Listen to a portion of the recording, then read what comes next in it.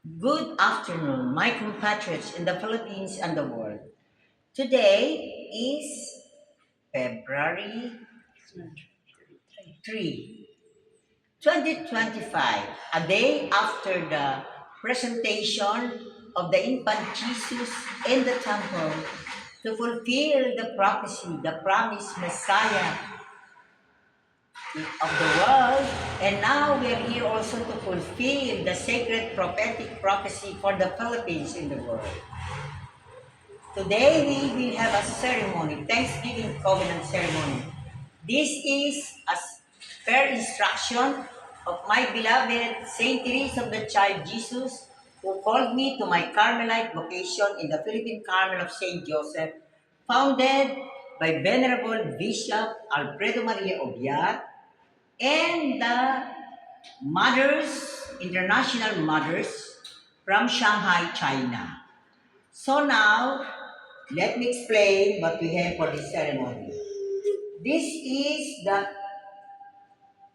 infant Jesus of Prague from the Czech Republic, a gift of the Czech Republic to the Philippines, Ambassador Jerusalem Ludva. And now, we have been offering this so that the 2025 Jubilee Holy Year of Hope with Saint Therese, Living Saints, Pilgrims of Hope. And over here is the Saint Pope John Paul II, interpret Saint Pope John Paul II statue, because I was in the sanctuary of Regional Director Leocadio T. Rovella in Cebu City in his sanctuary, and on October 22, 2023, Feast of Saint Pope John Paul II.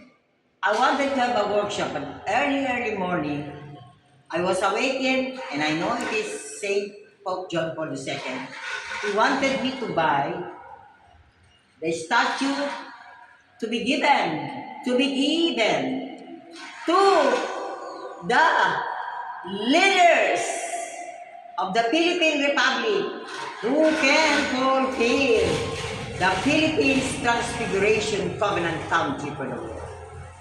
And so, here, these statues give of interpret Saint Pope John Paul II were blessed in the Cebu City Archdiocesan Shrine of Saint Teresa of the Child Jesus. I have a video about that. And so here we are also in this beloved sacred prophetic missionary catechism of Saint Teresa of the Child Jesus, the mother house of the missionary catechism of Saint Teresa of the Child Jesus, founded by Venerable Bishop Alfredo Maria Obia. According to Saint Teresa of the Child Jesus, it is my task to promote, to see to it that the miraculous wonder of grace that will be granted to the Philippines will be experienced, so that the people all over the world will know that our ancestors, saints, and heroes are here with us, guiding every breathing moment. From moment to moment, God's will be done. So, Saint Pope John Paul II, we have no doubt, through the intervention of the Blessed Mother, I was able to come here in Tayabas because of our beloved baby, Peñalosa P.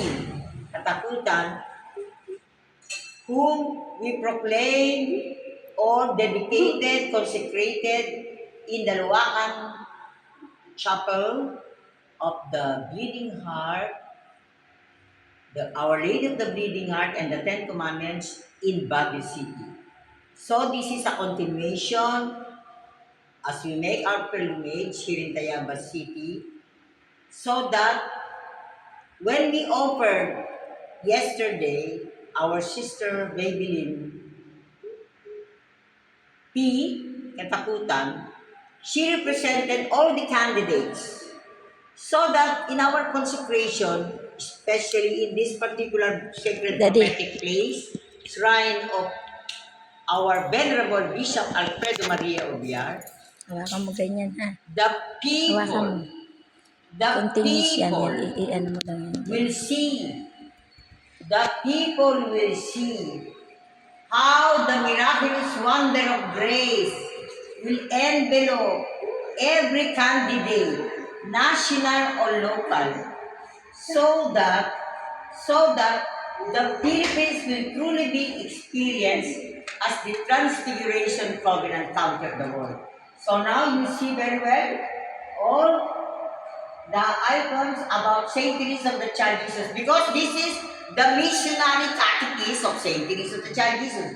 So now we move here, yeah, okay, we move, we will just make a break so that you see, the nation and the world can see what is here. All items, blessed items here. Blessed items here. So you see, because of all these holy items, holy images, holy relics, how can we lose? How can the divine promises in the Philippines for the world not succeed? The triumph of holiness, Serenissime. Triumph of holiness, Serenissime on the recreation. Kabanalan, kabayanihan, kalikasan. You see, Our Lady of Mount Carmel, Saint John of the Cross, founding father in the Carmel, Reformed Carmel. Saint Teresa of the Child Jesus, and of course, we have also our blessed founding Mother Teresa de Avila. But you see, all of these are saints, Carmelite saints, especially Saint Teresa of the Child Jesus. So now here, oh, our Carmelite saints, may the Philippines be a truly contemplative. Oh, our Carmelite saints, may the Philippines really realize its destiny to be a Carmelite contemplative nation. Bless, especially Saint Teresa, whose motto is, I will spend my heaven doing good upon earth. I'll spend my heaven doing good upon earth. And now here is our, I think this is Saint Joseph. This is Child Jesus. Saint Joseph, Child Jesus. Of course, that's another one of Saint Teresa. Our Lady of Mount Carmel. You said this is important. I keep saying I was shaped by two sacred prophetic mountains. Mount Carmelo in the Holy Land and Mount Carmel, Our Lady of Mount Carmel. You see, it's always all Saint Teresa because this is missionary catechism of Saint Teresa of the Child Jesus. You see, all icons. How can this place not overflow with all the graces when Saint Teresa said everything is grace, everything is grace. And Saint Teresa said, after the election in May, June 9, I always celebrate it, the Saint Teresa of the Child Jesus act of oblation or offering of herself to God's merciful love. That is the day that the leaders who will be receiving the gift of Saint Interfaith, Saint Pope John Paul statue, whoever will be the leaders that will be anointed by the heavens, they will go to the sacred space, honored and nurtured by the Philippine Spiritual Brotherhoods or Kapatiran, whose sacrifices and prayers through the years will now be realized. Okay? So, again, other items, Saint Therese, Santo Niño, you see all other items, beautiful items. That is exactly the photo we have also in Cebu. In Cebu, Archdiocese of Cebu. And now, my beloved Santa Teresa de Avila. You see the difference between Saint Teresa of the Child Jesus.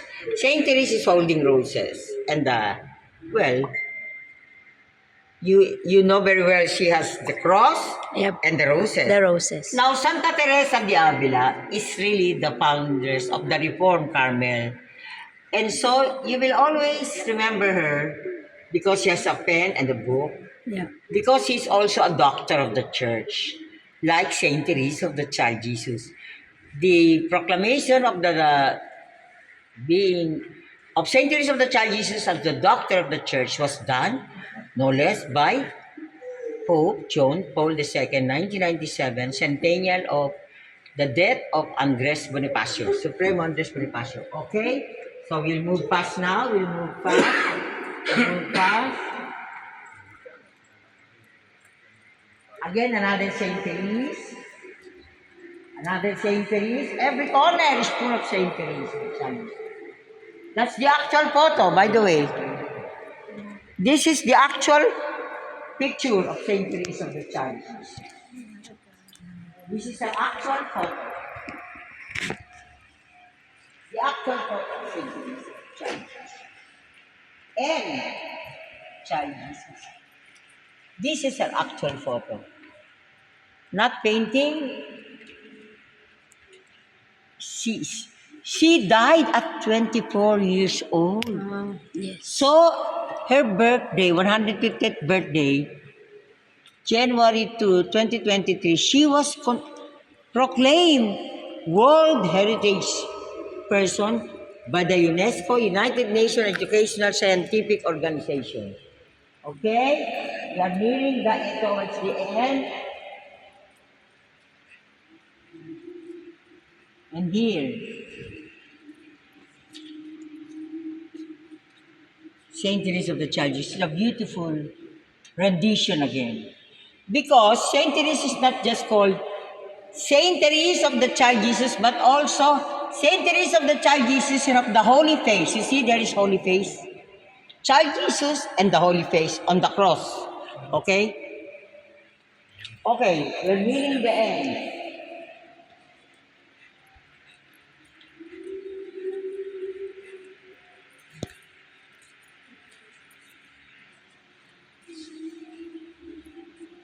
Saint Joseph. Our beloved Saint Joseph. I entered the Philippine Carmel of Saint Joseph in the Lucena City, Quezon. I believe we will also go there next. Now, Mount Carmel. Mount Carmel. Our Lady. Lost Carmel.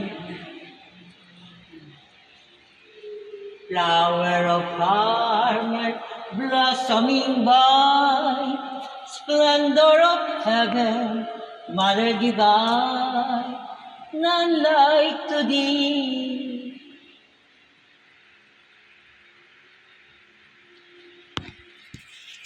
Our Lady of Mount Carmel, may the prophecy regarding Saint Joseph in the last apparition in the Lady of Fatima be fulfilled when after October 30, 1917, after the dancing sun, and after your appearance followed by the appearance of Saint Joseph with the child Jesus blessing the world. Now, you will intercede that this prophecy will be fulfilled because it is the desire of the Holy Trinity to honor our beloved Saint Joseph, patron of the Universal Church and of the worker. We are nearing the end, the grave of our beloved, venerable Bishop Alfredo Maria Ogia. Now may we all gather in this holy cross so that we can only say the truth through the cross.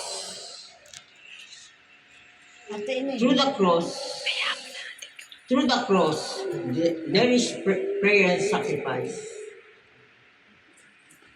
We can only realize the glory